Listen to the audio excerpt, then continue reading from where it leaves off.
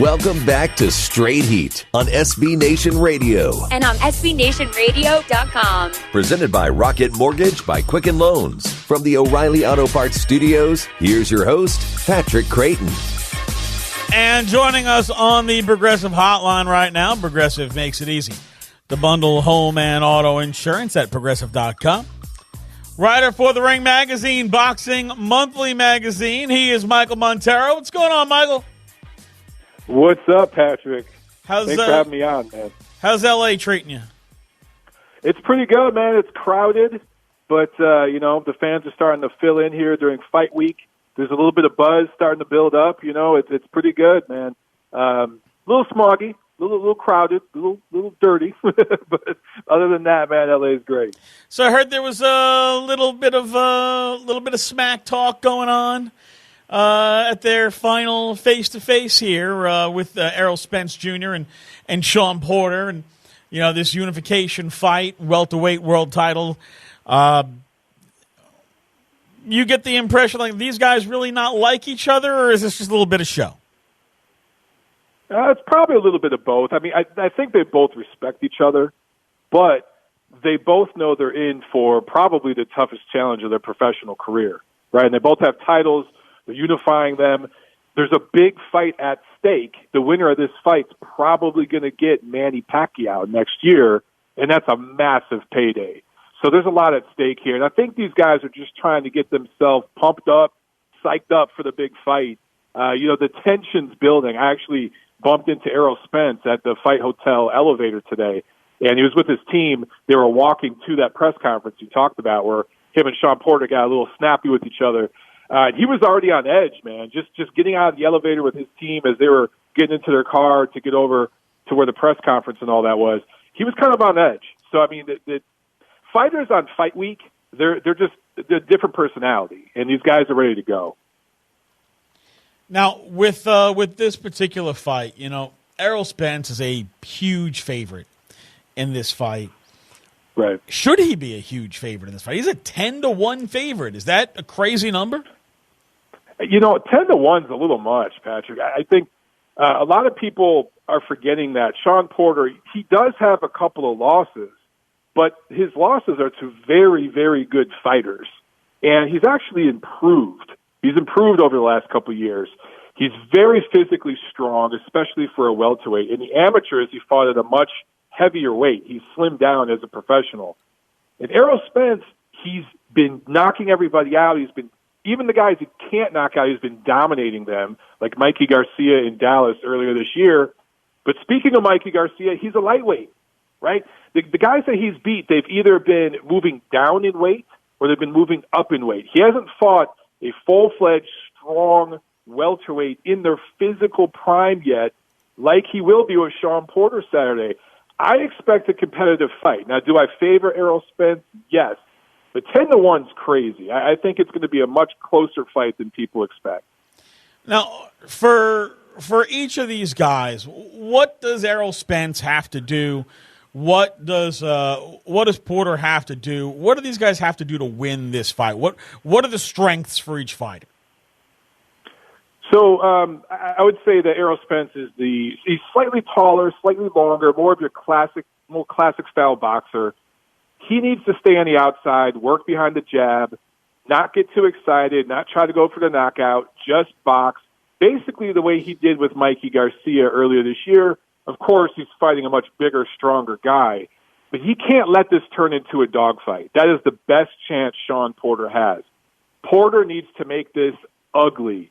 He needs to not worry about what the fans think. If the fans are booing, he just needs to make it ugly. He needs to get inside, maul, grapple, and he's good at that. When he fights that way, he gets results.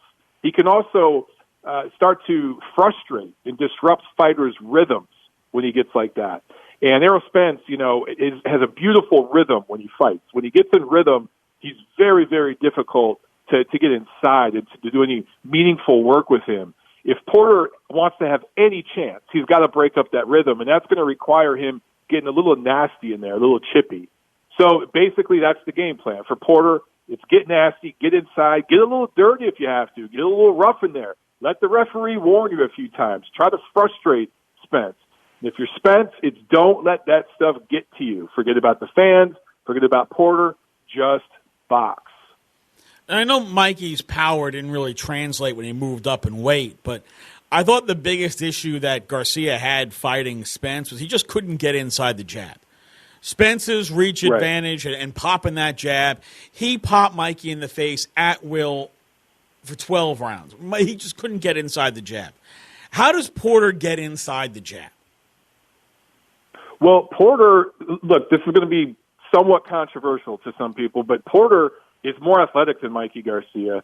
Mikey Garcia, it's funny, before that fight with Errol Spence, people thought he was going to be the faster fighter because he was the smaller guy moving up in weight. That's usually the case. The smaller guy is usually faster. Well, Errol Spence had faster hands and faster feet, and that's ultimately why Mikey Garcia couldn't get inside. It wasn't just the reach, because guys with longer reach, you can time that and get inside. Canelo Alvarez is outstanding at doing that. Mikey Garcia couldn't get inside because his feet were too slow.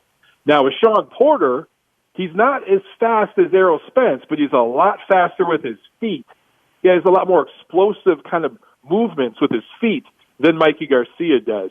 And he's awkward. Mikey Garcia does everything very conventional, moves in straight lines, straight in, straight out. Shawn Porter can dart in from the side. He throws looping punches, crazy angles. So I do think that he will have more success getting inside, especially early.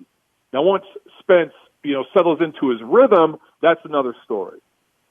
So you expect Errol Spence to ultimately take control of this fight and win?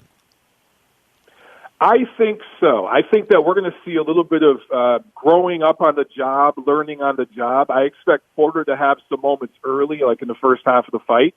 And then I think Spence will start to figure him out, get his timing and rhythm down in the middle rounds, and coast late. Now, that's what we expect. We expect this to go the distance. What would really surprise everybody and make a statement is if Errol Spence could actually dominate Shawn Porter to the point where he stops him, or at least puts him on the canvas late, physically dominates him. That would make a statement. Nobody has stopped Shawn Porter. He has been dropped before, flash knockdown. He's never been badly hurt. If Spence could do something like that and put a butt whooping on him, that makes a statement.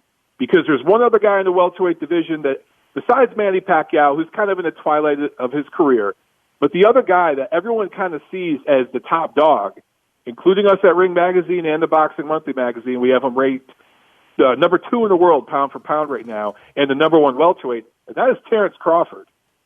If Errol Spence wants to make a statement that he's the top dog, he's got to do something to Shawn Porter that nobody else has done. Other fighters that beat him, nobody's beat him up. If he could do that, that makes a statement.